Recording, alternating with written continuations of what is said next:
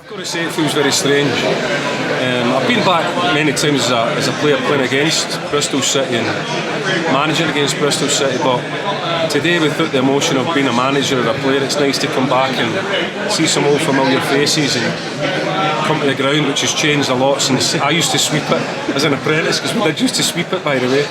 But no, it's lovely to be back, and everybody makes you feel very welcome. It's really nice. Yeah, absolutely. And obviously this is the club where it all started for you. Your footballing journey started here. So how does a man born in Paisley, grew up in Glasgow, end up starting his footballing career down here in Bristol? Well, I mean, my wife's came with me and I was telling her about the journey. Joe Jordan was the manager, Jimmy Lumsden. And at that time, because of Joe's Scottish contacts, he was able to reach out up to Scotland and get some Scottish players to come down and see if they fancied pursuing a career in England. And I was fortunate that I was one of them ones that got asked to come down, and I didn't even know where Bristol was, I've got to be honest with you, but Joe Jordan's such a legend in Scotland. Put in a train at Glasgow Central Station and 9 hours later arrived at Bristol Temple Meads, and stayed ever since, never went back. So yeah, apprentice here, young pro here, made my debut here, scored my first league goal for Bristol City, so unbelievable memories and a lot to thank Bristol City for.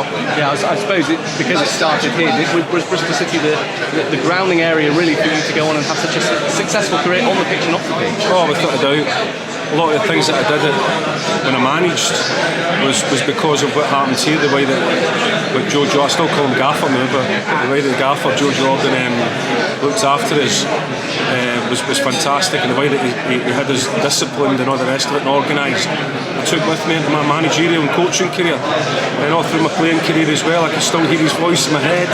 So no, a lot of great influences here. Jimmy Lumsden as well. It's had some fantastic times here. Finally, you mentioned that Ashton Gate's changed so dramatically, the football club's changed dramatically as well. You know, when you look at the current setup, what are your thoughts about Bristol City nowadays? Oh, it's huge. I mean, you just have to look around. But it was a big club back then. We got big crowds back then. Always really, really well supported. I mean, I know every footstep of this, the terracing of how it used to be. I know every step of the track because we used to run it all the time. I used to sweep the terracing, the dome and the stand. We used to have to sweep the Monday, and behind the goals, you had to sweep that.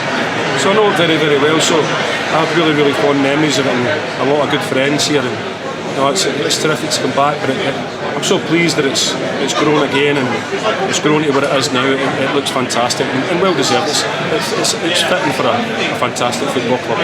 Well, Micky, enjoy today. Thanks for chatting to us. Thank you very much. Thank you.